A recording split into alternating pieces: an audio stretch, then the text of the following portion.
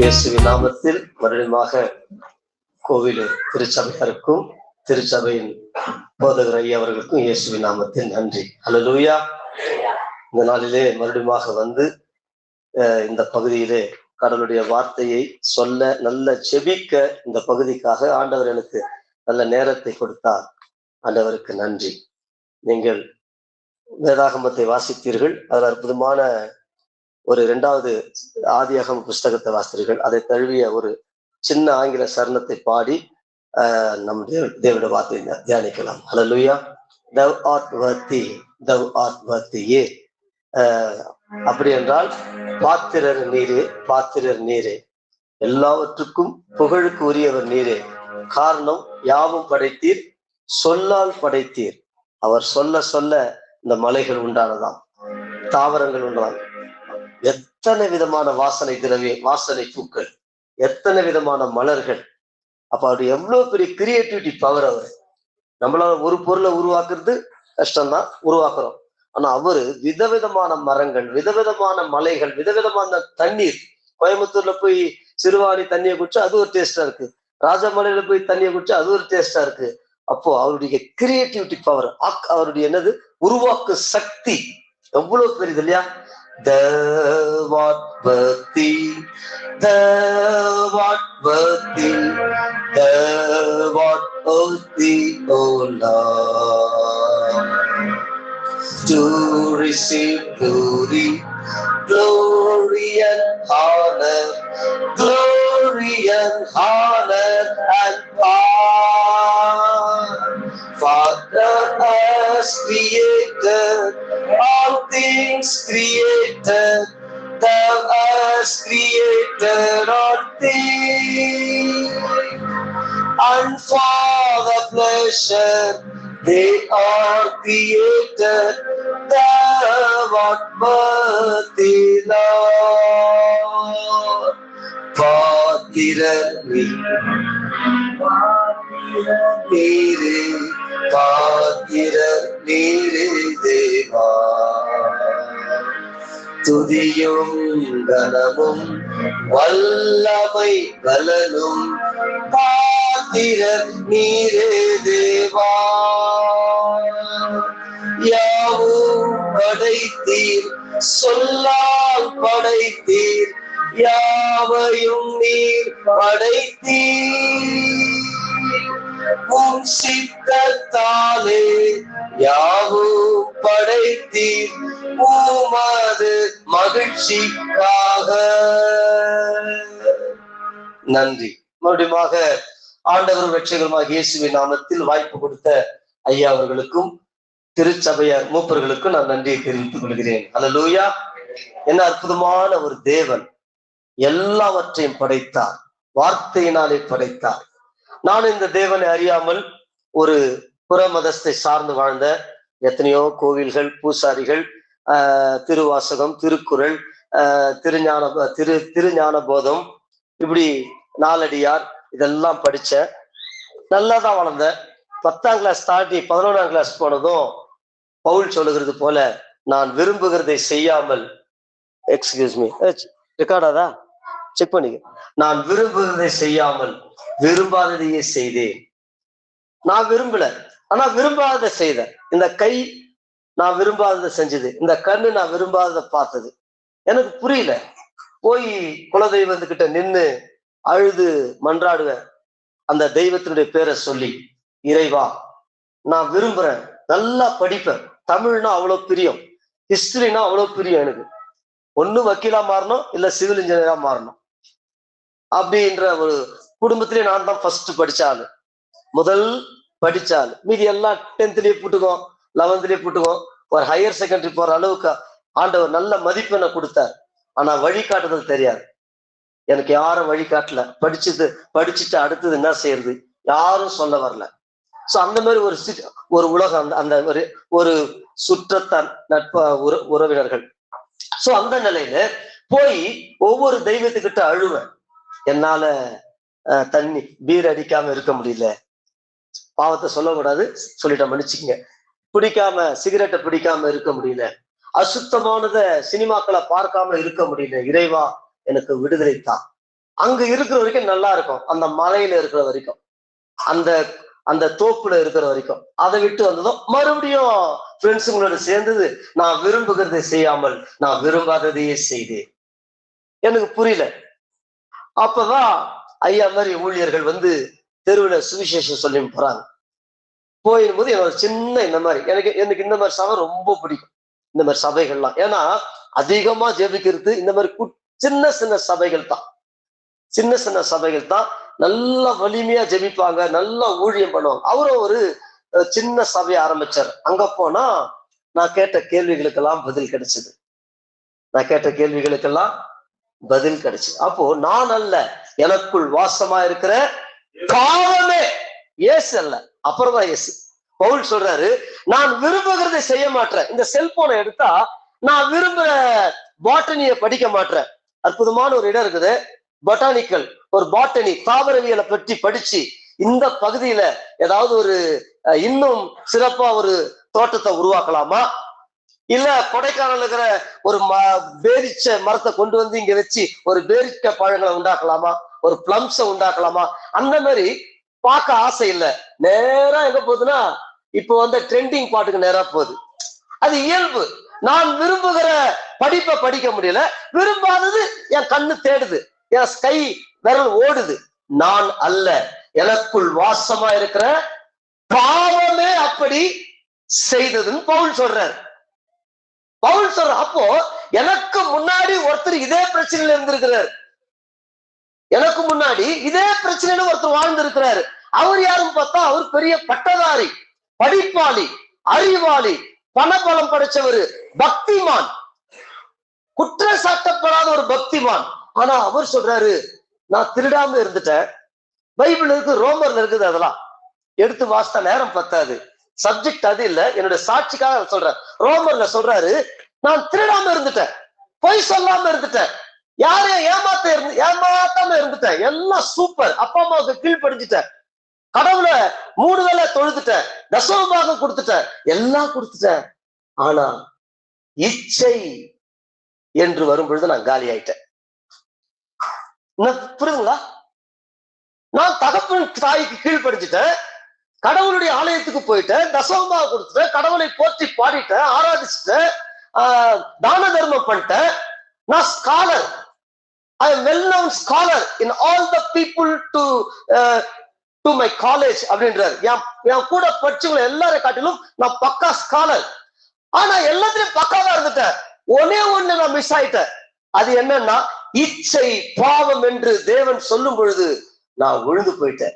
இந்த இச்சை வெளிப்புறமானது அல்ல, திருடுறது வெளிப்புறமானது. ஒரு பிளம் பழத்தை புடிங்கி நைட்டு சாப்பிட்ற, இது வெளிப்புறமானது. அப்பா அம்மா எடுத்து தெரிஞ்சு பேசுற, இது வெளிப்புறமானது. அப்புறம் என்னது, பொய் சொல்ற, இதுவும் வெளிப்புறமானது. கூடவே இருக்கிற நண்பர்கள் சொல்லுவாங்க, பத்தியா எப்படி பொய் சொல்றான், இது எல்லாமே வெளிப்புறமானது. தான தர்மம் செய்யற, இது 4 பேர் பாக்குறாங்க, ஜெபிக்கிற 4 பேர் பாக்குறாங்க, கரெக்டா சர்ச்சுக்கு வர 4 பேர் பாக்குறாங்க.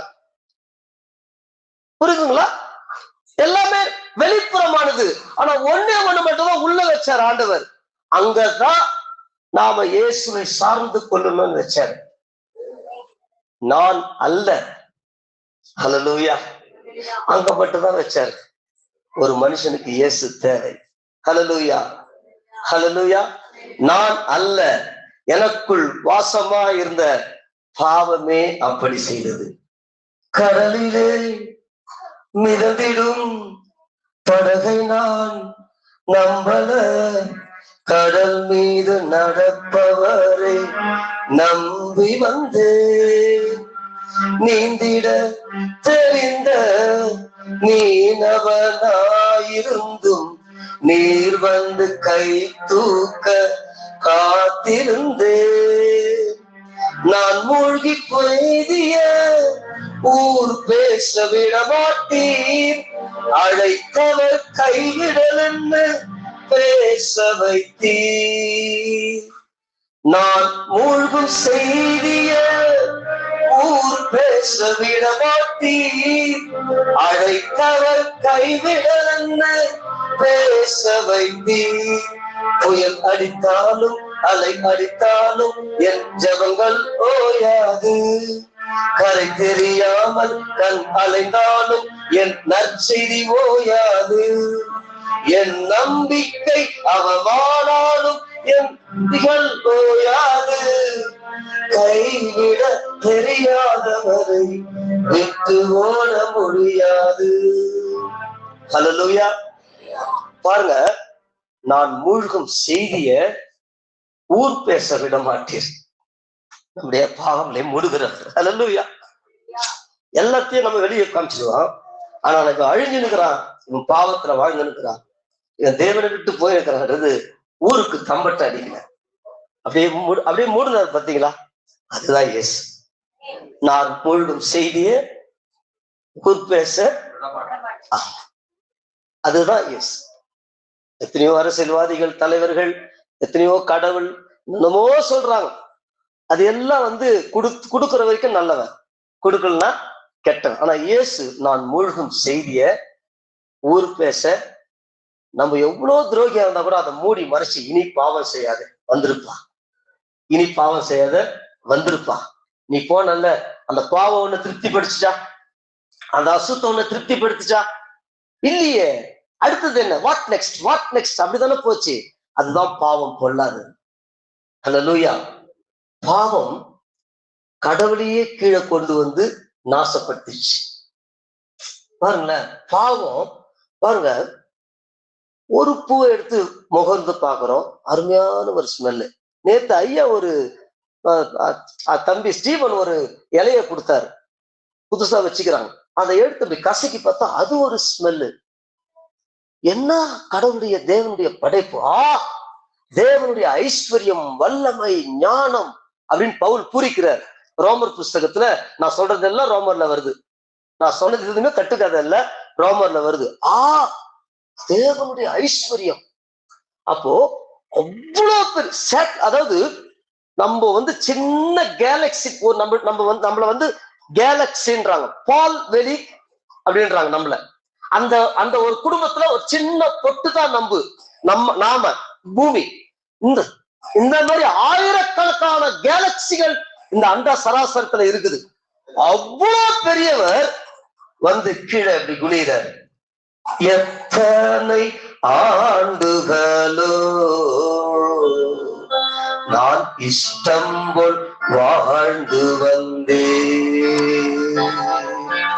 எத்தனை ஆண்டுகளோ நான் இஷ்டம் போல் வாழ்ந்து வந்தேன். மகாராஜா இயேசு வந்தா, மகாராஜா இயேசு வந்தா, மகனாய் மாற்றி விட்டார், என்ன மகனாய் மாற்றி விட்டார். எவ்வளவு பெரிய தேவன் இங்க முடிய குறிச்சு ஒருத்தன் இழுக்கிறான், அமைதியா நிற்கிறார். ஒருத்தன் பலால் அடிக்கிறான். ஒரு சாதாரண கவுன்சிலர் அடிச்சிட்டாலுமே போலீஸ் உத்தி பெற்றி தூக்கின்னு போதும் நம்மள. ஒரு கவுன்சிலர் எடுத்தறிஞ்சு பேசிட்டாலுமே. ஆனா அண்ட சராசரங்கள் சகல அதிகாரம் அவர்கிட்ட இருக்குது. அவர் கூனி குறுகி நிற்கிறார். ஒருத்த காரி மூஞ்சி மேல துப்புறான். பாருங்க, பாவம் பொல்லாதது. பாவம் கடவுளையே நாசப்படுத்திருச்சு பூமியில. எதுக்கு? அது எவ்வளவு பொல்லாததுன்னு காண்பிக்கதான் கடவுள் அந்த கேடு அடைந்தார். எப்படியா? அந்த கேடு அடைந்தார். அவர் அந்த கேடு அடைந்தார். அமைதி என்ன பேஷன் ஆஃப் கிரைஸ்ட் பாருங்க, பார்த்திருப்பீங்க. அது கொஞ்சம் தான், உடம்பெல்லாம் ரத்தம். மனிதனுடைய பாவம் கடவுளுடைய உடம்ப பிச்சிடுச்சு. மனிதன் செய்யற பாவம், கைகளினால் செய்த பாவம், கால்களினால் செய்த பாவம், தலையில சிந்தித்த பொல்லாத எண்ணங்களுக்காக கடவுளையே சுக்குநூறா மாத்திடுச்சு. ஹல்லேலூயா. அதனாலதான் ரொம்ப ஜாக்கிரதை. ஜபத்து இந்த மாதிரி சபைகளுக்காக கர்த்தரை துதிக்கணும். நேரம் கிடைக்கும் போதெல்லாம் ஜபம் பண்ணணும். நேரம் கிடைக்கும் பொழுதெல்லாம் அபிஷேகத்துல வளரணும். நீங்க ஜெபிக்க ஜெபிக்க, வேதம் வாசிக்க வாசிக்க அபிஷேகம் பெருகும். ஜபத்தை விட்டுட வேத வாசிப்பை விட்டுட்டோம்னா அபிஷேகம் குறைஞ்சி போய் இந்த மாம்சம் உலகத்துக்குள்ள போயிடும். பெற்றோர் கர்த்தரை விட்டுட்டு போயிட்டாங்கன்னா பிள்ளைகள் அதை காட்டில 4 மடங்கு உலகத்துக்குள்ள போயிடுவாங்க. ஹல்லேலூயா. இந்த இயேசு சொன்ன ஒரு காரியத்தை தான் நம்ம பார்க்க போறோம். பாருங்க, மத்தேயுல இந்த கடவுள் இயேசு என்ற பெயரில இந்த பூமிக்கு வந்தா வந்து மனித குலத்துக்காக விசுவாச அறிக்கைப்பட்ட பண்ண பத்தியா நம்ம கடவுள் வந்தார், எனக்காக ரத்தம் சிந்தி மரித்தார், 3ஆம் நாள் உயிரிழந்தார், பிதாவின் வலது பக்கத்துல போய் உட்கார்ந்து இருக்கிறார், அவர் மீண்டும் வரப்போகிறார். லாஸ்டா நம்ம பண்ண பார்த்தீங்களா, அற்புதமான விசுவாச அறிக்கிறது. இப்போ இந்த இயேசு என்ன சொல்றார்? மத்தேயு எழுதின சுவிசேஷம் 24வது அதிகாரம் எடுத்து வேகமா வாசிக்கலாமா? மத்தேயு 24ல அப்படியே எடுத்து வாசிட்டு போயிடலாம். மத்தேயு 24. இயேசு தேவாலயத்தை விட்டு புறப்பட்டு போகையில் அவருடைய சீசர்கள் தேவாலயத்தின் கட்டடங்களை அவருக்கு காண்பிக்க அவரிடத்தில் வந்தார்கள். இயேசு அவர்களை நோக்கி, இவைகளை எல்லாம் பார்க்கிறீர்களே, இவ்விடத்தில் ஒரு கல்லின் மேல் ஒரு கல் இராதபடிக்கு எல்லாம் இடிக்கப்பட்டு போகும் என்று மெய்யாகவே உங்களுக்கு சொல்லுகிறேன் என்றார். பின்பு அவர் ஒலிவ மலையின் மேல் உட்கார்ந்து இருக்கையில் சீசர்கள் அவரிடத்தில் தனித்து வந்து, இவைகள் எப்பொழுது சம்பவிக்கும்? உங்களுடைய வருகைக்கும் உலகத்தின் முடிவுக்கும் அடையாளம். இதுதான் ரொம்ப முக்கியம். ஒரு முறை வந்தார். எபிரேயர்ல சொல்றாரு, இயேசு ஒரு முறை வந்தார். 9ஆம் அதிகாரம் 27-28 வாசிக்க வேணாம். எபிரேயர் 9:27 ஒரே தரம் பிறப்பது மனுஷனுக்கு ஒரு பிறப்பு தான். அதனாலதான் இயேசுவை படிக்கணும். நான் காரல் மார்க்ஸ படிச்சேன், ரொம்ப நல்லது. சாக்ரட்டிஸ படிச்சேன், ரொம்ப நல்லது. பெரியார படிச்சேன், ரொம்ப நல்லது. கொஞ்சம் உலகத்துக்குள்ள போய் சினிமாக்காரர்களை படிச்ச, ரொம்ப கெட்டு போனேன். அவங்கள தலைவரா வச்ச, சிந்தனை கெட்டு போச்சு, வாழ்க்கை கெட்டு போச்சு, புத்தி கெட்டு போச்சு. புரியுதுங்களா? இயேசுவ தலைவரா எடுத்து படிக்க ஆரம்பிச்ச. அதனால்தான் நாமும் நம்முடைய பிள்ளைகளும் சினிமாவிலிருந்து ரொம்ப விலகி இருக்கணும். தயவு செய்து இந்த நாடகம் சினிமாவிலிருந்து ரொம்ப விலகி இருக்கணும். ஏன்னா நம்ம பசுமருத்தாணி போல நம்முடைய மனதுல பதிஞ்சிடும். மனதுல பதிஞ்சிச்சுன்னா அதுல இருந்து மீள்வது ரொம்ப கஷ்டம். புரியுதுங்களா? இந்த சினிமா டிராமா என்ன ஆக்கிடுதுன்னா மனுஷனை மூளைச்சலவை செய்கிறது. மூளைச்சலவை செய்கிறது. ரொம்ப ஜாக்கிரதை. ஜஸ்ட் டைம் பாசிங் அதுவே ஹேபிட்டா எடுத்துக்கிட்டு டெய்லி படம் பார்ப்பது, டெய்லி சீரியல் நாடகம் பார்ப்பது என்பது ஒரு நம்மளை நாசப்படுத்திடும். வாழ்க்கையில முன்னேற முடியாது. இங்க கடவுள் சொல்றாரு எபிரேயர் 9ஆவது அதிகாரத்துல, மனுஷன் ஒரே தரம் பிறப்பது, மரிப்பது, அப்புறம் பின்பு நியாயம் தீர்ப்பு அடைவது. வாசித்துலாமா? எபிரேயர் 9 வாசிங்கய்யா. வேகமா எடுக்கிற வாசிங்க பார்க்கலாம். நான் எடுத்தால் டைம் இருக்காது. எபிரேயர் 9:27-28. Hebrew chapter 9 verse 27-28. அன்றியும் ஒரே தரம் மரிப்பது, பின்பு நியாய தீர்ப்பு அடைவது மனுஷனுக்கு நியமிக்கப்பட்டிருக்கிறது. இதை புரிஞ்சுக்கணும்.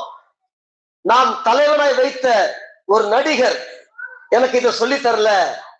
நான் தலைவனாய் வைத்த ஒரு உலகத்துல பிறந்த ஒரு ஞானி எனக்கு இதை சொல்லி தரல.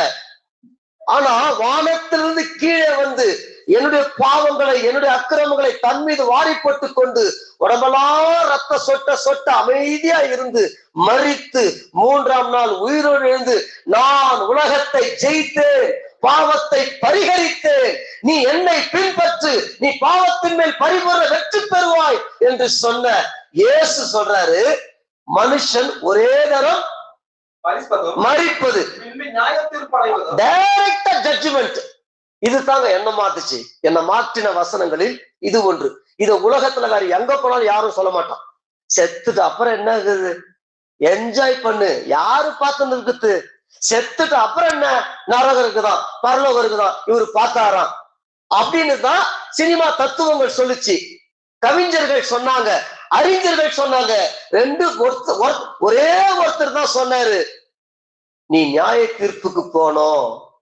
அடுத்தது உலக பொதுமறையாம் திருக்குறள் சொல்லுது, பொருள் எல்லாருக்கு இவ்வுலகம் இல்லை, அருள் எல்லாருக்கு அவ்வுலகம் இல்லை. அதுதான் உலக பொதுமறை.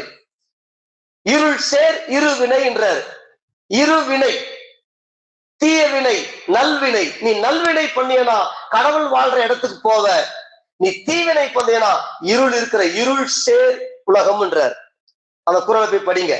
அப்போ உலக பொதுமுறை பைபிளுக்கு அடுத்தபடியா உலக பொதுமுறை சொல்லுது, கடவுள் ஒருவர் இருக்கிறார். அகர முதல எழுத்தெல்லாம் ஆதி பகவன் முதற்றே உலகு.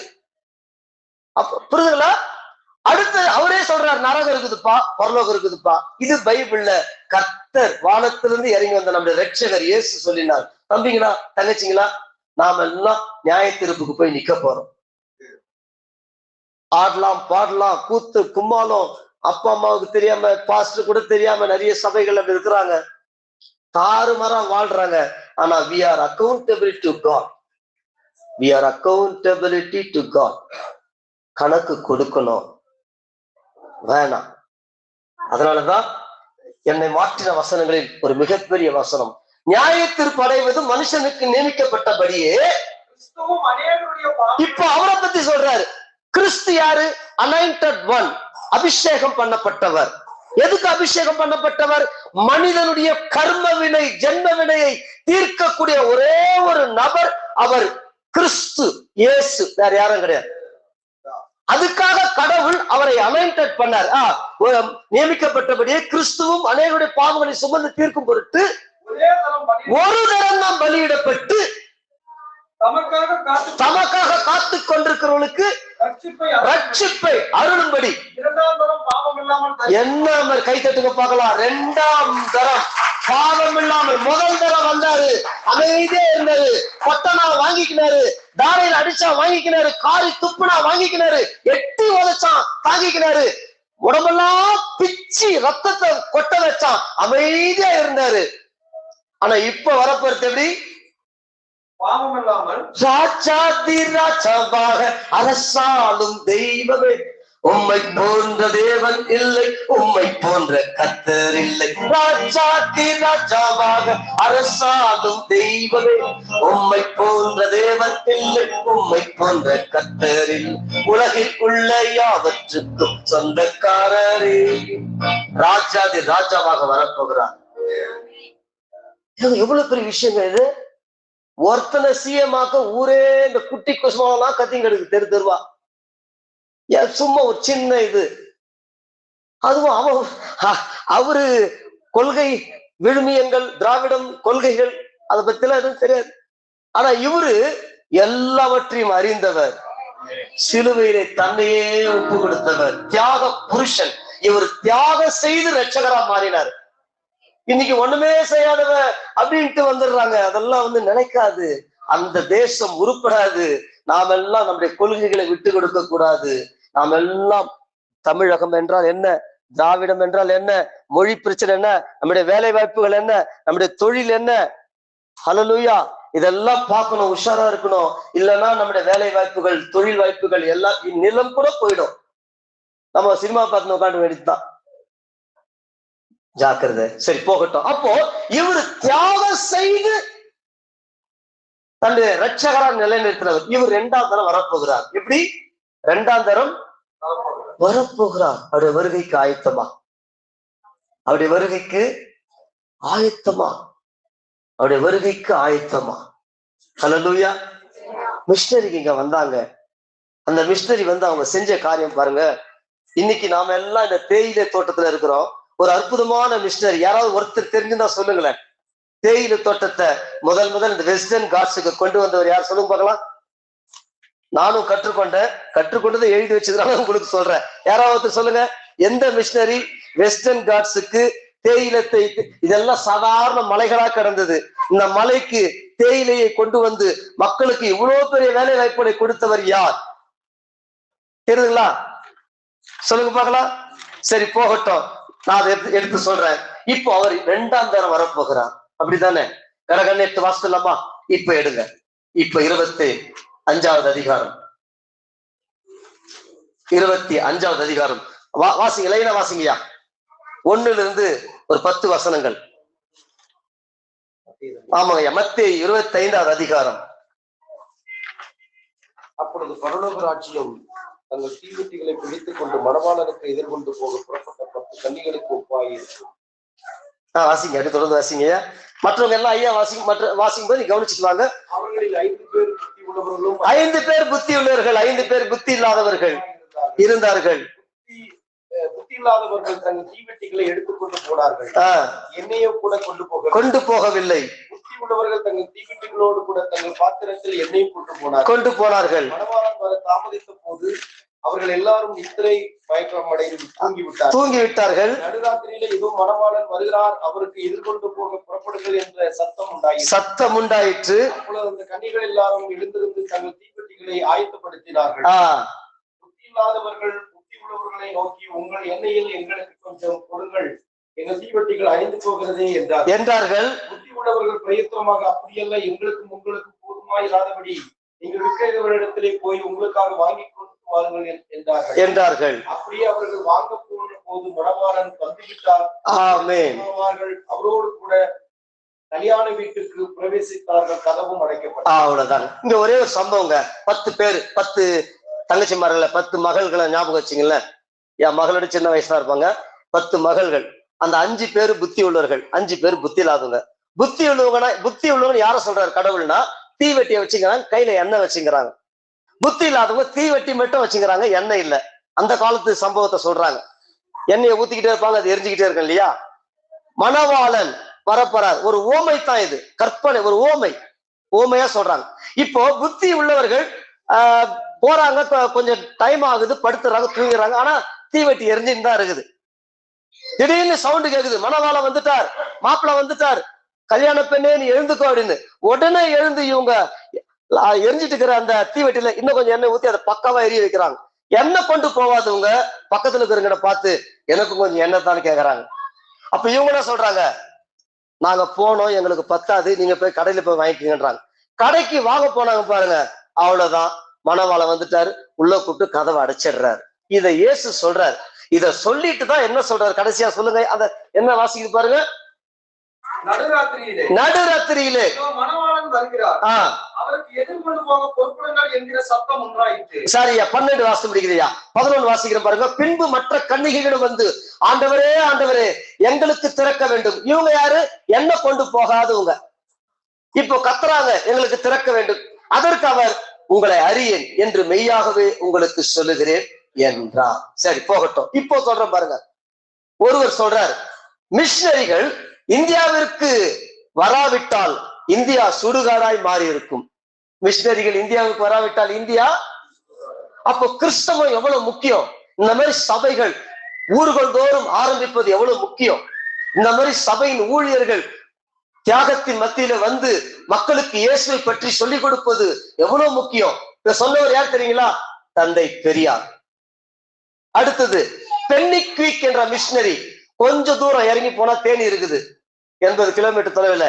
பென்னி குயிக் என்ற மிஷனரி முல்லை பெரியார் அணையை கட்டினார். எத்தனை மாவட்டம் அதனால் நன்மை பெறுது. ஏதோ மிஷனரி மதம் மாத்த வரலங்க, நமக்கெல்லாம் தெரிஞ்சதுதான், கொஞ்சம் விலாவரியா சொல்றேன். மிஷனரிக்கு வெறும் மதம் மாத்த வரல, தேசத்தையே மாற்ற வந்தாங்க. இன்னைக்கு இந்த முல்லை பெரியார் அணையை கட்டுறது யாரும் கேட்டு பாரு.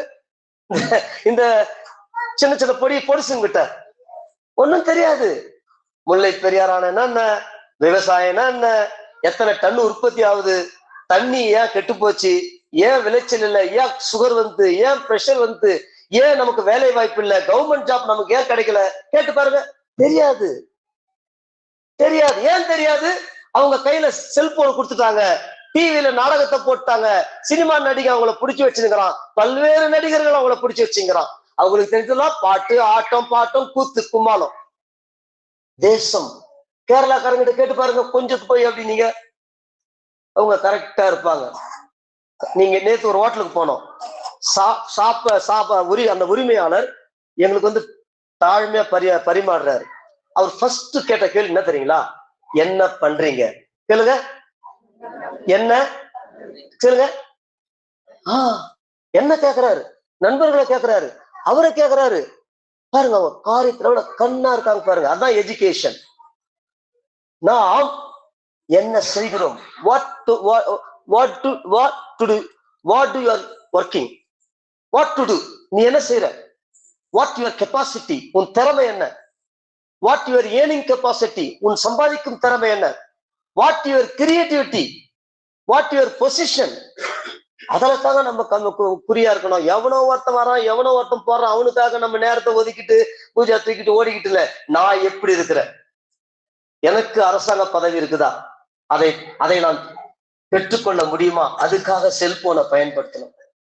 செல்போனை அதுக்காக பயன்படுத்தணும். பயாலஜிக்காக, ஜியோகிராபிக்கலுக்காக, ஹிஸ்டரிக்காக, அப்புறம் அட்வொகேட் பொசிஷன் தேடிக்க, சிவில் இன்ஜினியரிங்காக, அப்புறம் மணி மேனேஜ்மெண்ட்டுக்காக செல்போனை பயன்படுத்தணும். சும்மா எவ்வளோ ஒருத்தன் ஆடுறான், பாடுறான், ஓடுறான்றத உட்காந்து பார்த்துக்கிட்டு இருந்தீங்கன்னா நீங்க பாழா போயிடுவீங்க.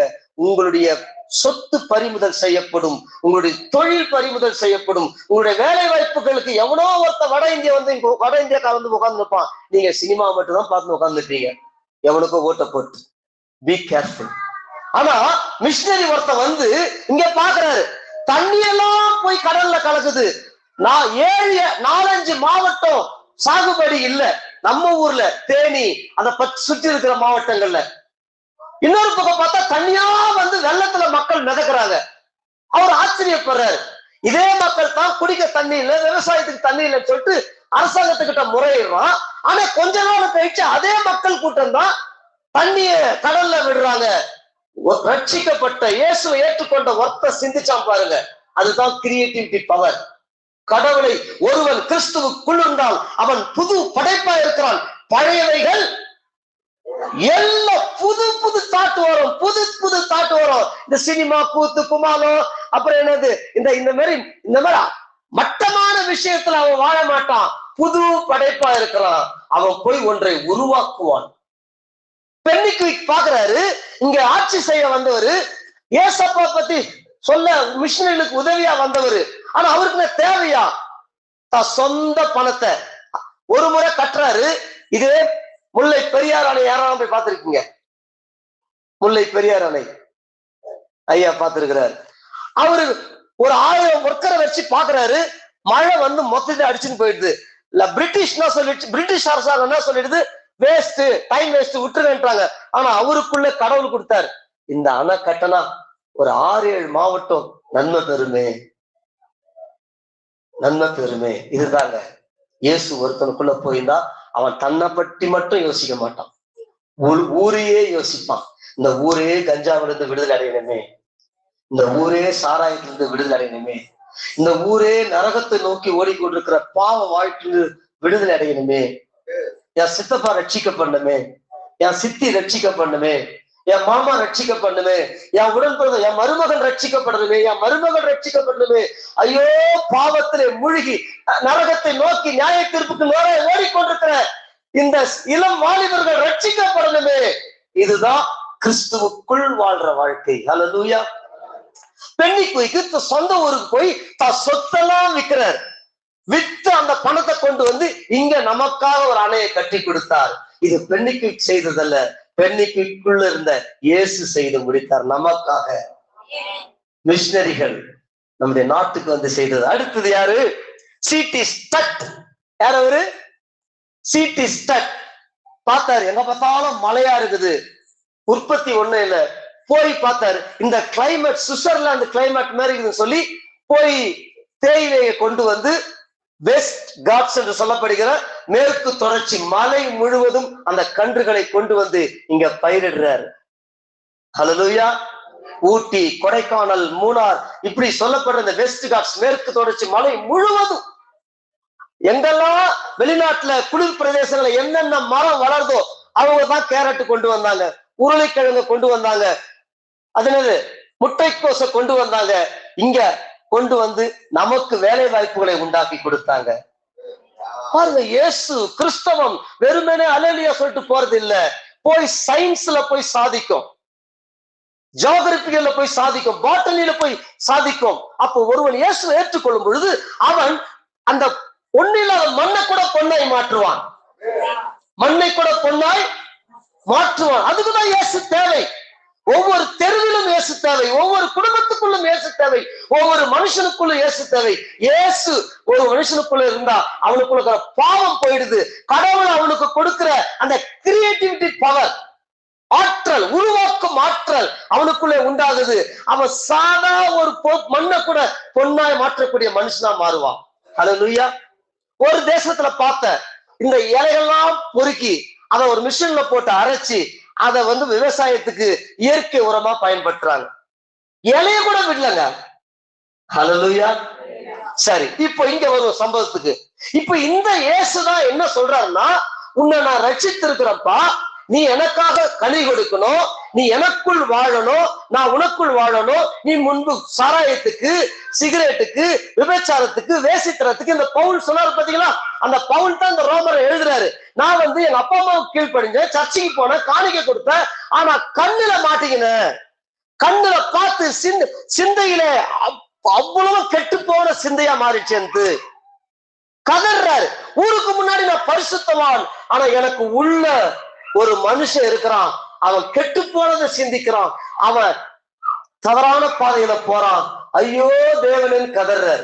இப்பதான் இயேசு அவரை கைப்பிடிக்கிறார். ஹல்லேலூயா. இயேசு அவரை கைப்பிடிக்கிறார். இயேசு அவரை கைப்பிடிக்கிறார். புரியுதுங்களா? அப்ப காரணம் என்ன? அவர் உள்ளத்திலே கெட்டு போய்விட்டார். வெளியே தான தர்மம் பண்ணார், ஜபம் பண்ணார், ஸ்தோத்திரம் பண்ணார், பைபிள் படிச்சார், சர்ச்சைக்கு போனார், காணிக்கை கொடுத்தார், அதெல்லாம் பெர்ஃபெக்ட். அப்பா அம்மாவுக்கு சோறு போட்டார். ஆனா 10வது லிஸ்ட் ஒண்ணு வருது, அந்த 10வது லிஸ்ட்ல காலி அவரு. அததான் ரோமர்ல சொல்றாரு, இச்சை பாவம் என்று தெரியாதென்றால் நான் நாசமா போயிருப்பேனே. ஓ இயேசுவே எனக்கு பலன்டா. ரோமர்ல வாசிக்கலாமா? அத இந்த மத்தேயு 24 வச்சுக்கிட்டு அதை வாசித்து முடியுங்க. பாருங்க, வாசித்து முடிப்போம் நம்ம கொஞ்ச நேரத்துல. ரோமர்ல சொல்றாரு, இயேசு பரிசுத்த ஆவியின் வல்லமை எவ்வளவு முக்கியம். ரோமர்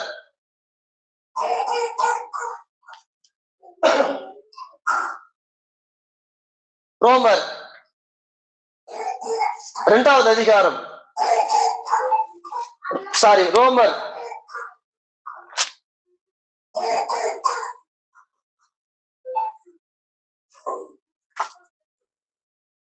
7வது அதிகாரம் சொல்றாரு பாருங்க. உள்ளான 22 உள்ளான மனுஷனுக்கு ஏற்றபடி தேவனுடைய நியாய பிரமாணத்துக்கு மேல் பிரியமா இருக்கிறேன், ஆகிலும் என் மனதின் பிரமாணத்துக்கு விரோதமாய் போராடுகிற வேறொரு பிரமாணத்தை என் சரீரத்துல பாக்குறேன்ற. நான் எல்லாம் செஞ்சிடறேன்ப்பா, போய் சர்ச்சைக்கு போயிடுறேன், பாட்டு பாடுறேன், ஜபம் பண்ணிடுறேன், தான தர்மம் பண்ணிடுறேன், அப்பா அம்மாவுக்கு சோறு போட்டுறேன், எல்லாம் வெளியே நான் அழகா செஞ்சுட்டேன் கடவுள் சொன்னத. ஆனா இங்க எனக்குள்ள பிரச்சனை இருக்குது. என் கண்ணுக்குள்ள பிரச்சனை, என் விரல்ல பிரச்சனை, என் கையில பிரச்சனை. என்னடா பிரச்சனைன்னு பார்த்தா எனக்குள்ள ஒண்ணு இருக்குது, அது என்னை நாசப்படுத்துது. இதுக்கு என்ன வழின்னு சொல்றாரு பாருங்க. 24வது வசனம், நிர்பந்தமான மனுஷன் நான், இந்த மரண சரீரத்தினின்று யார் என்னை விடுதலையாக்குவார்? தங்கச்சிமார்களா, என்னவா? நிர்பந்தமான மனுஷன் நான், இந்த மரண சரீரத்தினின்று யார் என்னை, அவரே பதில் சொல்றாரு. 25 வாசிங்க. நம்முடைய கர்த்தராகிய இயேசு கிறிஸ்து மூலமாய் தேவனை ஸ்தோத்திரிக்கிறேன், ஆதலால் நானே என் மனதினாலே தேவனுடைய நியாய பிரமாணத்துக்கும் மாம்சத்தினாலே பாவ பிரமாணத்துக்கும் ஊழியம் செய்கிறேன். 1 வாசிங்க 8:1. ஆனபடியால் கிறிஸ்து இயேசுவுக்கு உட்பட்டவர்களா இருந்து மாம்சத்தின்படி நடவாமல் ஆவியின்படி நடக்கிறவர்களுக்கு ஆக்கினை தீர்ப்பு இல்லை. ஹல்லேலூயா, ஹல்லேலூயா. எத்தனை பெரிய சொல்றாரு. இப்போ அதே வசனம் அதே கீழே சொல்றாரு, கிறிஸ்து இயேசுவினாலே ஜீவனுள்ள ஆவியின் பிரமாணம் என்னை பாவ மரணம் என்பவர்களின் பிரமாணத்திலிருந்து விடுதலையாக்கிற்று. இதெல்லாம் விலைக்கு சொன்ன நேரம் பத்தாது. என்ன சொல்றாருன்னா, இப்போ இயேசு என்ற ரட்சகர் எனக்கு உள்ள வந்துட்டாரு.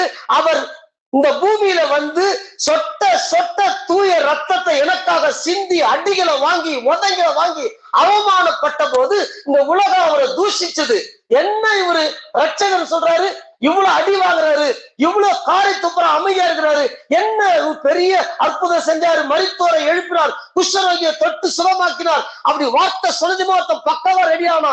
5 அப்பம் 2 மீன் 5000 புருஷர்களுக்கு கொடுத்தார். 7 அப்போ சில சிறுமீன்கள் 7000 புருஷர்களுக்கு கொடுத்தாரு. எவ்வளவு பவர்ஃபுல் ஆன ஆளு இப்ப காரி துப்புறான். ஏன் அமைதியா இருக்கிறாரு? யாருக்கு தெரியல. இதுதான் சீக்கிரம். உள்ள இருக்கிற பாவ பிச்சை தூக்கடிக்க பாவமில்லாத ரத்தத்தை நமக்காக சிந்த வேண்டியது இருந்தது கடவுள். அதுக்காகத்தான் அமைதியாங்க.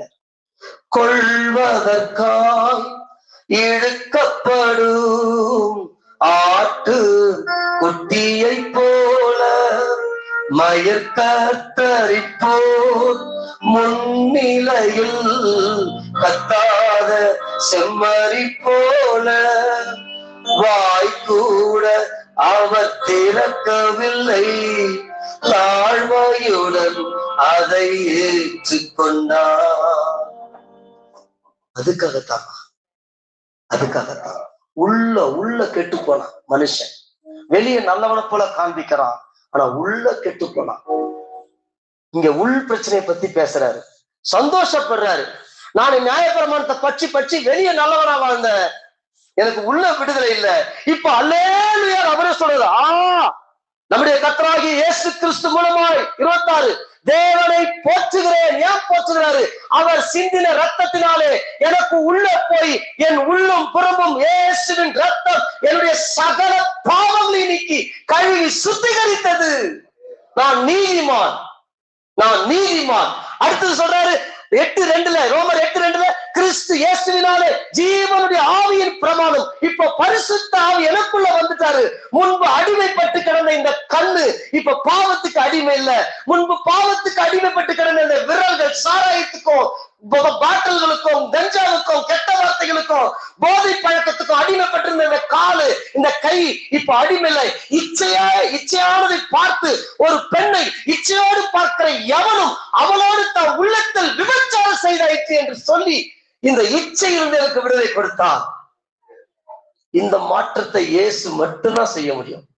தம்பி புரியுதுங்களா? பாப்பா புரியுதுங்களா? ஒரு பெண்ணை இச்சையோடு பார்க்கிற எவனும் அவளோடு தன் இருதயத்துல பாவம் பண்ணிட்ட இந்த மாதிரி ஒரு பரிசுத்தமான இறைவன் யார்? இன்னைக்கு காதல் என்ற போர்வையில படிப்பை இழந்துட்டு கொள்கை லக்குகளை இழந்துட்டு சாதிக்க வேண்டிய பிள்ளைகள் அட்வொகேட்டா, ஜட்ஜஸா, ஐஏஎஸ்ஆ, ஐபிஎஸ்ஆ, ஃபாரஸ்ட் ஆபீசரா வர வேண்டிய எத்தனையோ இளம் பிள்ளைகள் காதல் வயப்ப சென்னையில சொல்றேன் நானு. எங்க கண்ணுக்கு முன்னாடி காலேஜ் வந்து படிக்குதுங்க. அப்பா அம்மா இங்கிருந்து காசு அனுப்புறாங்க. தாறுமாறான ஜீவியம். காரணம், சினிமா நடிகன் அவர்களுடைய தலைவர், சினிமா நடிகை அவர்களுடைய தலைவர். இயேசு தலைவர் கிடையாது. இயேசு இந்த தலைவர் என்ன சொல்றாரு? நீ நியாய தீர்ப்பு நாளுக்கு வரப்போறமா? நீ பாவத்தை விரும்பி ருசிச்சேனா, பாவத்தை விரும்பி செஞ்சேனா உனக்கு கேன்சர் வந்துடும், உனக்கு எய்ட்ஸ் வந்துடும், உன்னை ஏமாத்திடுவான். உன்னை விட அழகான பொண்ணு கிடைச்சதும் உனக்கு டாட்டா காமிச்சிட்டு போயிடுவான். நீ சூசைட் பண்ணிப்ப. உன் இருதயத்தை எனக்கு தான். செல்போனை எடுத்துக்கிட்டு எங்கனா வாட்ஸ்அப் அனுப்பிச்சுக்கிட்டு எங்கனா பேஸ்புக்கை பார்த்துக்கிட்டு யாராவது ஒருத்தர் ஹாய்ன்னு சொல்லிட்டான்னு சொல்லி மணிக்கணக்கா அனுப்பிச்சுக்கிட்டு உன் படிப்பை இழந்துடாத. நீ ஐஏஎஸ் ஐபிஎஸ் ஆக வேண்டிய ஆள், நீ ஃபாரஸ்ட் ஆபீசர் ஆக வேண்டிய ஆள், நீ ஒரு பெரிய லட்சியத்தை நோக்கி வர வேண்டிய ஒரு சயின்டிஸ்டா மாற வேண்டிய ஆள். நீ இந்த காம இச்சைக்கு உட்பட்டு நீ கல்யாணத்துக்கு முன்பு தாறுமாறா வாழ்க்கையை நாசப்படுத்தினா நீ கர்த்தரை விட்டு தூரம் போயிடுவ, சபையை விட்டு தூரம் போயிடுவ, ஜபத்தை விட்டு தூரம் போயிடுவ, ஊழியத்தை விட்டு தூரம் போயிடுவ. நீ பெற்றோருக்கு மன கஷ்டத்தை உண்டாக்குவ, சமுதாயத்துல அவமானத்தை உண்டாக்குவ. பெரியவர்களை பார்த்து சொல்றாரு, சிறியவர்களை பார்த்து சொல்றாரு. ஹல்லேலூயா, ஹல்லேலூயா. ஒரு பொண்ணு பேட்டியில சொல்றா, என் தலைவன் எத்தனை வேணா கட்டிப்பான், இதுவா தலைவன்? பப்ளிக்கா எவ்வளவு துணிகரம்! அறிஞர் அண்ணா பெரியார் உண்டாக்கின இந்த தமிழ்நாடு கேவலமான கொள்கைகளுக்கு கீழே போகுது. இத பாக்குற சின்ன பிள்ளைதான் நினைக்கும், ஓ அதெல்லாம் பாவத்தை எப்படி ஊத்துறான் பத்தியா சாத்தான், பாவத்தை எப்படி ஊத்துறான். ஹலோ, இயேசு மட்டும்தான் உங்களுக்கு தலைவர். இயேசு மட்டும்தான் உங்களுக்கு தலைவர். எப்படி ஊத்துறான்? என் தலைவர் எத்தனை கட்டிப்பான், அது பர்சனல். பைபிள் சொல்லுது, ஒரு பெண்ணை இச்சையோடு பார்க்கிற எவனும், அக்காவை பாக்குறோம், தங்கச்சியை பாக்குறோம், உடன்பிறந்தலை பாக்குறோம், சித்தி பிள்ளைகளை பாக்குறோம், அது வேற. தகாத விதமா பார்த்து உள்ளத்துல தகாத விதமா சிந்திக்கிறவன் கடவுளுக்கு அருவருப்பானவன். அவன் நித்திய நியாயத்திற்கு விட்டு உடன்படக்கூடியவன். அவன் சிந்தனைகள் கெட்டு போகும், சரீரம் கெட்டு போகும், அவன் வாழ்க்கையே கெட்டு போயிடும். ஹல்லேலூயா. இதான் இங்க பவுல் சொல்றார். பொறாமைகள், பெருமைகள், போட்டி மனப்பான்மைகள் எல்லாம் உள்ள நடக்குது. இந்த உள்ள இருக்கிற பிரச்சனையை மாற்றுவதற்கு எனக்கு ஆள் இல்லாம இருந்தாங்க. இப்போ இறைவன் மனிதனாக வந்து தான் ரத்தத்தை சிந்தி அந்த உள்ள இருக்கிற போட்டி, பொறாமை, மேட்டிமை, கசப்பு, வெறுப்புல இருந்து எனக்கு விடுதலை கொடுத்தாரு. அந்த இயேசுவை நான் ஆராதிக்கிறேன், ஸ்தோத்திரிக்கிறேன். ஹல்லேலூயா, ஹல்லேலூயா, ஹல்லேலூயா. இதுதான் உண்மை கிறிஸ்தவம். கூத்தாடிங்க, பாட்டு பாடுறவங்க எகிரி வச்சுக்கிட்டு சும்மா உற்சாகம் முட்டிக்கின்னு அப்படி உசு பேத்தி விட்டு போறது உண்மை கிறிஸ்தவம் அல்ல. இதுதான் உண்மை கிறிஸ்தவம். பைபிள் சொல்ற கிறிஸ்தவம் இதுதான். You are the accountability to God. நீ கடவுளுக்கு கணக்கு கொடுக்கணும். சரி, வேகமா 2 அதிகாரத்தை வாசித்து முடிச்சிடலாம். இந்த கன்னிகைகள் கேர்லெஸ்ஸா இருந்துட்டாங்க. நல்லா ஜெபம் பண்ணுவாங்க, நல்லா ஊழியம் பண்ணுவாங்க, நல்லா கர்த்தருக்காக வாழ்ந்தவங்க, குடும்ப ஜெபத்துல உட்கார்ந்தவங்க, சண்டே கரெக்டா சர்ச்சுக்கு போனவங்க, கரெக்டா சாயங்காலத்துல ஐயா ஊழியத்துக்கு கூட்டா ஊழியத்துக்கு வந்தவங்க, வீட்டு ஜெபத்துக்கு வந்தவங்க, பாட படிப்பு நேரம் போக, தன்னுடைய வேலை நேரம் போக, டைம் ஃப்ரீயா இருக்குதா போய் 4 குடும்பத்தை பார்த்து ஏசாவை பத்தி சொல்லணும்னு இருந்தவங்க கேர்லெஸ்ஸா பாத்துக்கலாம் விடு அப்படின்ட்டு பொறுப்பு இல்லாம இவங்க எண்ணெயை வாங்கல. இங்க எதை குறிக்குது? நிர்விசாரமான கிறிஸ்தவ சமுதாயத்தை குறிக்குது. இந்த கிறிஸ்தவ சமுதாயம் ஜெபிக்க வேண்டிய சமுதாயம், பரிசுத்தமா வாழ வேண்டிய சமுதாயம். போய் வேலையில கிரியேட்டிவிட்டி பவரை உண்டாக்கணும். உன் ஆற்றல், உன் சக்தியை புதுசா கண்டுபிடிக்கிறதுல நீ செலவு பண்ணணும். இந்த மண்ணை எப்படி பொண்ணா மாத்தலாம், இந்த மரத்தை எப்படி ஒரு உபயோகமான பொருளா மாத்தலாம், பிளாஸ்டிக் இல்லாத உலகத்தை எப்படி உருவாக்கலாம், இயற்கை அதாவது கெமிக்கல் இல்லாத விவசாயத்தை எப்படி உருவாக்கலாம், இதெல்லாம் செய்ய வேண்டியது நீங்களும் நானும் தான். இததான் மிஷனரிகள் இங்க பண்ணாங்க. ஆனா இன்னைக்கு கிறிஸ்தவம் சினிமாக்காரர்களுக்கு அடிமையா, பாட்டு பாடுறவங்களுக்கு அடிமையா போயிடுச்சு. அவன் கூத்தாற மாதிரி ஆடுறது, அவன் முடி வெட்ட மாதிரியே வெட்டுறது, அவன் கம்மல் போட்டுதான் இவங்க கம்மல் போட்டுக்கிறது, அவன் பேண்ட கீழ்ச்சிதான் இவங்க பேண்ட கீழ்ச்சிக்கிறது. இப்படியே இந்த சமுதாயம் மனிதர்களை தன கண் முன்னாடி வச்சு சீரழிஞ்சு கொண்டிருக்கிறது.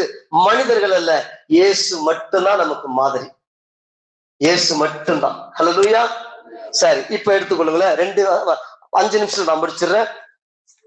இப்போ எபிரேயர் 10வது அதிகாரம், எபிரேயர் 10வது அதிகாரம் 1 6 அதிகாரம் வாசிக்கலாம். ஒரு உண்மை கிறிஸ்தவத்தை நாம் சொல்லிக் கொண்டிருக்கிறோம். நான் பல சபைகளுக்கு சென்றவன், பல சபைகளுக்கு சென்று பெரும்பகுதியான சபைகள் போலி கிறிஸ்தவத்தை தான் சொல்லுகின்றன. அந்த கிறிஸ்தவம் என்ன? நீ இயேசு கிட்ட வந்தா பணம் கிடைக்கும், இயேசு கிட்ட வந்தா நீ பெரியார் ஆயிடுவ, இயேசு கிட்ட வந்தா ஃபாரின் போவ, இயேசு கிட்ட வந்தா நீ கோட்டீஸ்வரன் ஆயிடுவ, இயேசு கிட்ட வந்தா காரு கட்டணும், பங்களா கட்டணும். இந்த கிறிஸ்தவத்தையே நான் பார்த்தேன்.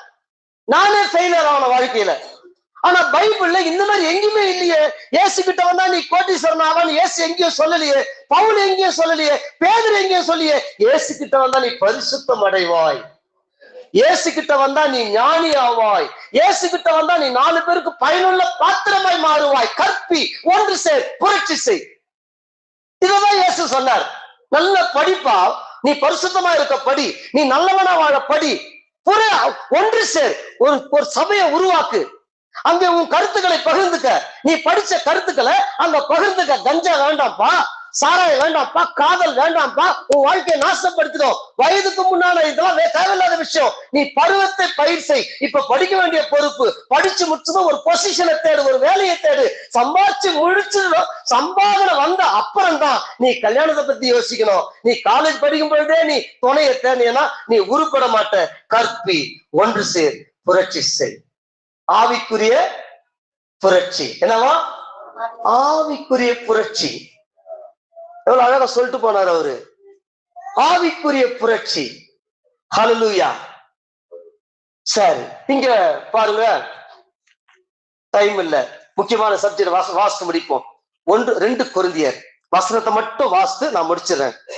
2 கொரிந்தியர், மன்னிக்கும், 2 தீமோத்தேயு 4வது அதிகாரம், 2 தீமோத்தேயு 4வது அதிகாரம்.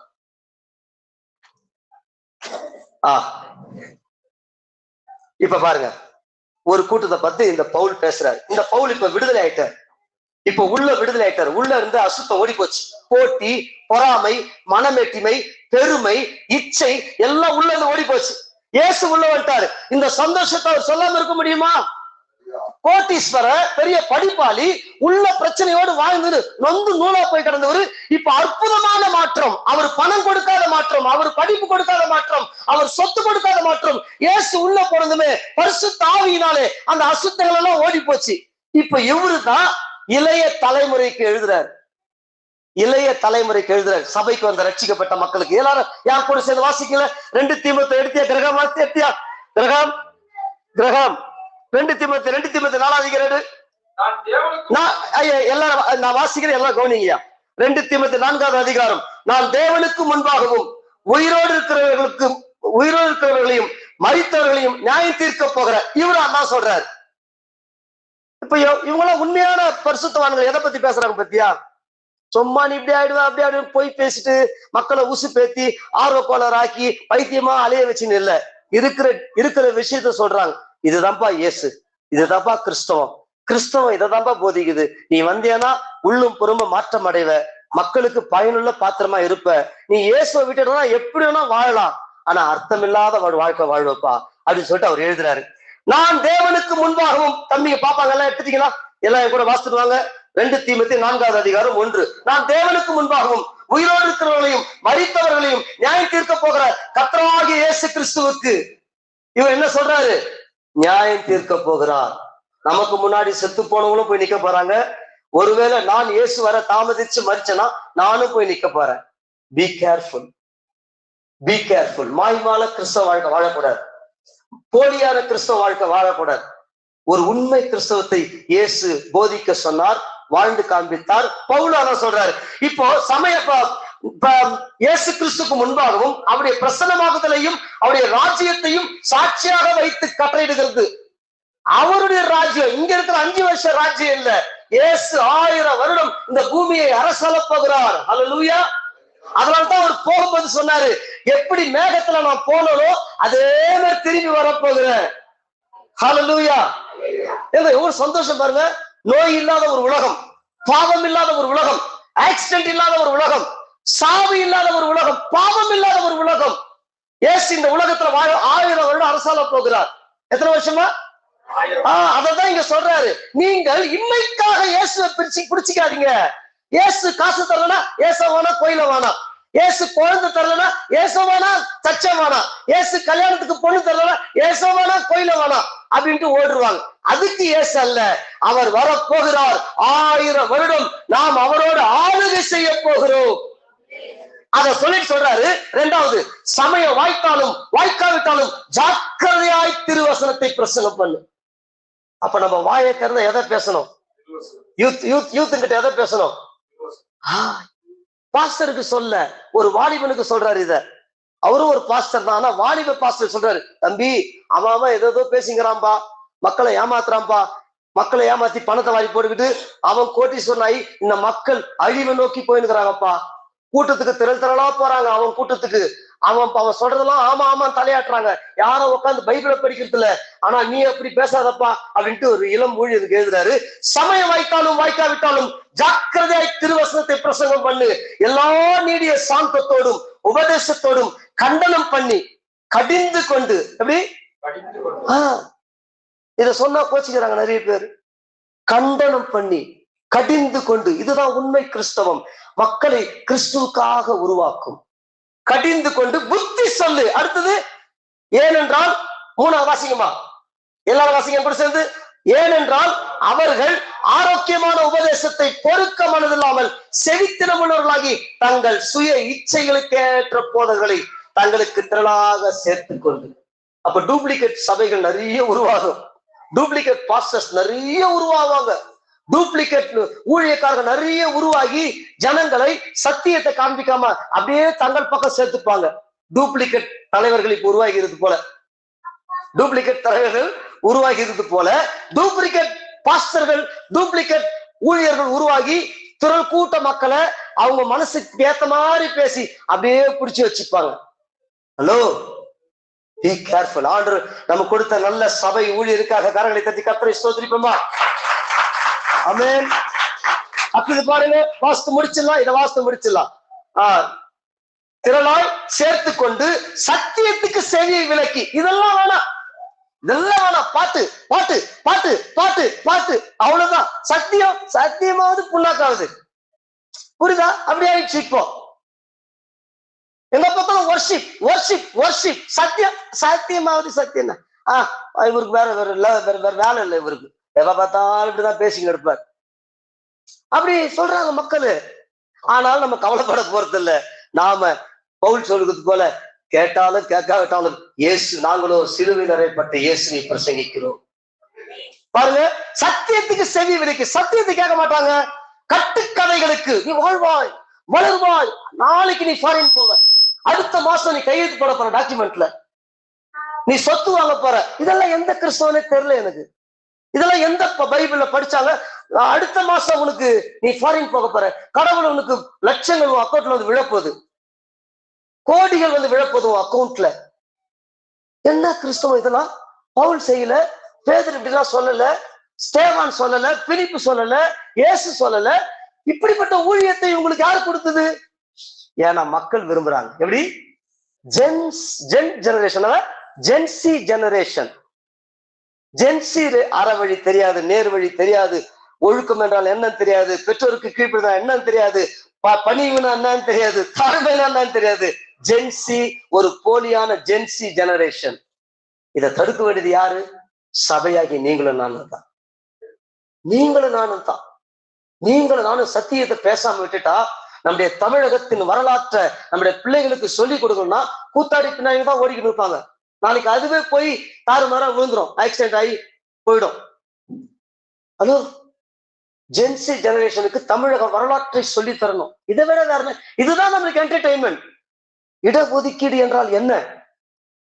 மும்மொழி கொள்கை என்றால் என்ன? ஏன் மும்மொழி கொள்கை இங்க வரக்கூடாது? தமிழர்களுடைய வேலை வாய்ப்பு தமிழர்களுக்கு, ஆனா இல்லையே. எலக்ட்ரிக்கல் ஃபுல்லா சேட்டுக்கிட்ட மாட்டினுக்குது, எலக்ட்ரானிக்ஸ் ஃபுல்லா இந்திக்காரர்கிட்ட மாட்டினுக்குது, எல்லா பணம் தங்கம் ஃபுல்லா இந்திக்காரர்கிட்ட மாட்டேங்குது. இங்க தமிழன் கையேந்திரம் 800 ரூபாய் சம்பளத்துக்கு காலம் முழுவதும் உழைச்சுக்கிறான். இதெல்லாம் மாற்றக்கூடிய சக்தி சபைக்கு உண்டு. சபை சத்தியத்தை போதித்தால், சபை சத்தியத்தை போதித்தால். சத்தியத்தை விட்டுட்டு ஆட்டம் பாட்டம் கூத்து கும்மாளத்துக்கு போனோம்னா முடிஞ்சு போச்சு. ஹல்லேலூயா. நீயோ 5 எல்லாவற்றிலும் மன தெளிவுள்ளவனா, தெளிவா இருப்பா, தெளிவாயிரு. அவன் எவனோ ஒருத்த சொல்றியே, அவன் பொண்டாட்டி பிள்ளை வந்து போராடுதா, அவன் பொண்டாட்டி பிள்ளை ரோட்டுக்கு வருதா, அவங்க எல்லாம் சுவிட்சர் பேங்க்ல கோடிக்கணக்கா பணத்தை சேர்த்துட்டாங்க, கோடிக்கணக்கான இடங்களை ஆஸ்திரேலியால வாங்கி போட்டாங்க, இன்னைக்கு ராஜ்யபாரத்தை தேடி ஓடிங்கிறாங்க. நீ உன் புள்ளி அவன் பின்னாடி அனுப்புறிய, உனக்கு அரை கிரவுண்ட் இடம் இருக்குதா? அவன் பின்னாடி சுத்தி நிக்கிறியே, உனக்கு ஒரு 10 லட்சம் ரூபாய், ஒரு 5 லட்சம் ரூபாய் பேங்க் அக்கௌண்ட்ல இருக்குதா? மன தெளிவுள்ளவனாயிரு. ரட்சித்திருக்கிறார் என் ஆண்டவர், எனக்கு ஒரு நல்ல வேலை வாய்ப்பை கொடுத்திருக்கிறார், எனக்கு தொழில் வாய்ப்பை கொடுத்திருக்கிறார். அந்த பணத்தை நான் சவதரிக்கணும், அதை சேகரிக்கணும், அதை சபைக்கு கொடுக்கணும், அதை ஏழைகளுக்கு கொடுக்கணும், அனாதைகளுக்கு கொடுக்கணும். மிகப்பெரிய பொறுப்பு எனக்கு இருக்குது. ஒரு 2 சென்ட் இடத்தை வாங்கணும், அங்கே கடவுளை தொழுது கொள்ளணும். ஒரு 10 பேர் வந்து என் வீட்டுல ஜபக்குடிகளை கலந்து கொள்ளணும். நான் பாஸ்டர் கூப்பிட்டு வாரந்தோறும் சத்தியத்தை அங்க போதிப்பேன். இந்த தெளிவு இல்லைங்க. சினிமாலையும் நாடகத்திலையும் பேஸ்புக்லயும் அடிமைப்பட்டு கிடக்கிற தாழ்ந்த தமிழகமே ஒருத்தர் அப்படிதான் போயிட்டு இருக்குது. ஹல்லேலூயா. ஏனென்றால் நான் இப்பொழுதே பானபலியாக 5, 6 வாக்கப்பட்டு போகிறேன், நான் தேகத்தை விட்டு பிரியும் காலம் வந்தது. அவர் சாகப்பறார். அப்ப சொல்றாரு, எங்க பார்த்தாலும் போலி கிறிஸ்தவன், போலி தலைவர்கள் பெருகிட்டு இவருக்கு மனசு வேதனை உண்டாக்குறாங்க. எவனுமே சத்தியம் சொல்ல மாட்டான். அவன் பணம் பணம் பணம் பணம், பொருள் பொருள் பொருள். பாருங்க, அவரே சொல்றார், நல்ல போராட்டத்தை போராடினேன், 7 ஓட்டத்தை முடித்தேன், விசுவாசத்தை காத்துக்கொண்டேன், இது முதல் நீதியின் கிரீடம் எனக்காக வைக்கப்பட்டிருக்கிறது. ஹல்லேலூயா, ஹல்லேலூயா. 2 தீமோத்தேயு வாசித்து முடிச்சிடலாம், அவ்வளவுதான், முடிஞ்சது. 2 தீமோத்தேயு 3வது அதிகாரம். மன்னித்துக் கொள்ளுங்க, நேரம் தான், இதை சொல்லிவிட்டு போனா கொஞ்சம் திருப்தியா இருக்கும். தயவு செய்து மன்னித்துக் கொள்ளுங்க. 2 தீமோத்தேயு 3வது அதிகாரம், இதை வாசித்து முடிச்சிடுங்களேன். நம்முடைய சபை தேவனுடைய சபையா என்றைக்கு இருக்கணும். ஊழியருக்கு நீங்க கை கொடுக்கணும், ஊழியங்களுக்கு கை கொடுக்கணும். பாருங்க, 2 தீமோத்தேயு 3வது அதிகாரம். மேலும் கடைசி நாட்களில் கொடிய காலங்கள் வரும் என்று அறிவாயாக.